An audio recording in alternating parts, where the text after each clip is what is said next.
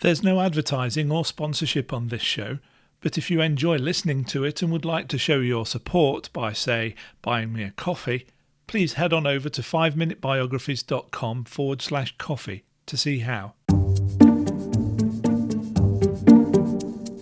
Welcome to Season 7 of the 5 Minute Biographies podcast. Here is your host, Wayne Armstrong. Hi guys, welcome to the 5 Minute Biographies podcast, Season 7, Episode 2. Thomas Becket.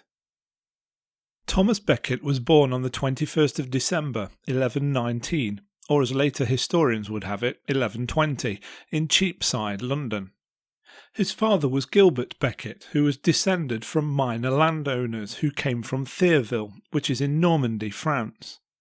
Thomas's mother, Matilda, was also descended from Normans, and it is thought that her family was from near Caen, which is also in northwestern France, not too far away from Thierville. Gilbert was a merchant, but by the 1120s had become a property owner and lived from the rental income of his properties in London. At one point, Gilbert also served as sheriff of the city, and he and his wife were buried in the old St. Paul's Cathedral. Thomas was exposed to the grander things in life, such as hawking and hunting, at a fairly young age, by one of his father's wealthy friends called Richard de Aigle, who would invite Thomas to his estates in Sussex, and it is thought that Thomas learned a lot from him. When he was 10 years old, Thomas was sent to Merton Priory to study, and later attended a London grammar school, although it's not known for sure which one. His studies consisted of no specific subjects other than the standard trivium and quadrivium. New students would study the trivium syllabus first, consisting of grammar, logic and rhetoric, and then move on to the quadrivium, which consisted of arithmetic, geometry, music and astronomy. They were considered preparatory educational steps that would need to be taken before going on to study either philosophy or theology. Thomas went to Paris to study further when he was about 20 years old, but his skills did not dramatically improve. At about this time or slightly later, Gilbert Becket started to suffer financially, and Thomas was forced to earn his keep by working as a clerk. Gilbert managed to get him work with rather influential people, culminating in Thomas working for Theobald of Bec, who was at the time the Archbishop of Canterbury. Theobald of Bec came to trust the young Becket and sent him on important missions to Rome. He also enabled Thomas to further his education by sending him to study at Bologna and Auxerre, where he learned canon law. In 1154, Theobald named Thomas Archdeacon of Canterbury and gave him rewards for services rendered. Called benefices, these included prebends at Lincoln and St. Paul's Cathedral, as well as at the office of Provost of Beverley. Thomas was very effective in all of these positions, so much so that Theobald recommended to King Henry II that Thomas should be considered for the vacant position of Lord Chancellor. The king agreed and appointed Thomas Becket to the position in January 1155. On the 18th of April 1161, Theobald of Bec died and Thomas Becket was nominated as his successor. His election to the post was confirmed on the 23rd of May 1162 by a royal council which consisted of bishops and noblemen, and he was ordained as a priest 10 days later. The next day, the 3rd of June 1162, Henry of Blois, the Bishop of Winchester, and the other bishops of Canterbury consecrated him as Archbishop. Problems started to develop almost immediately between the new Archbishop and the king. Henry had hoped that Thomas would continue to put the royal government first, but this didn't happen. Thomas resigned as Chancellor and started to seek to recover the rights of the archbishopric.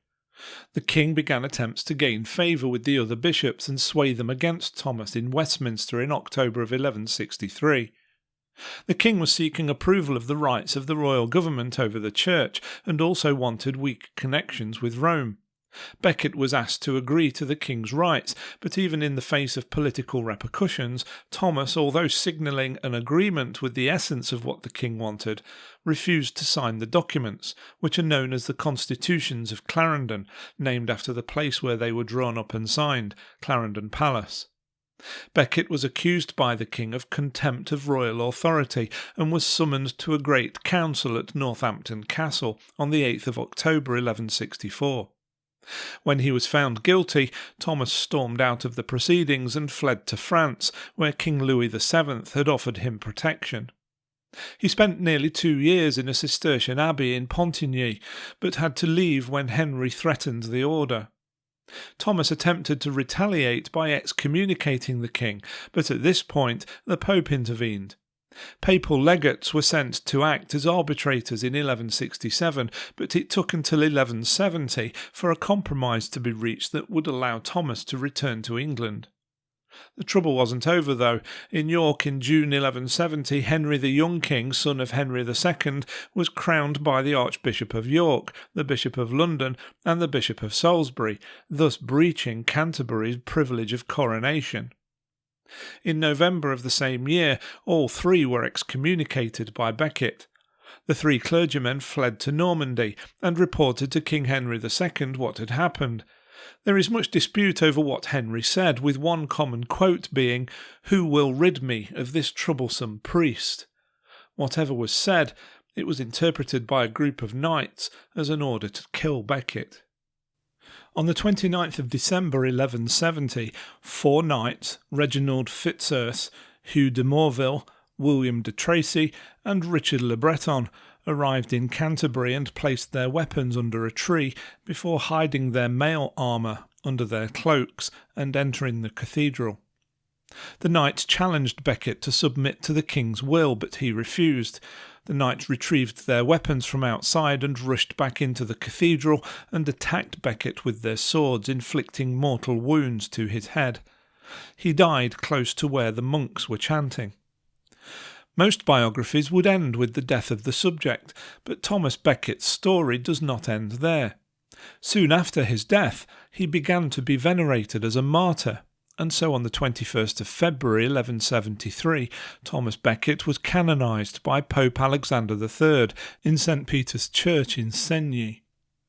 Becket's assassins were sent by the Pope to serve as knights in the Holy Land for 14 years as penance, and even King Henry II himself gave public penance at Becket's tomb on the 12th of July 1174.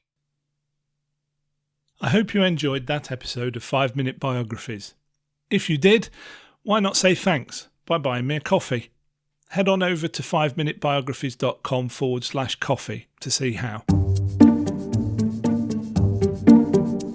Thanks for listening to the 5 Minute Biographies podcast at www.5minutebiographies.com.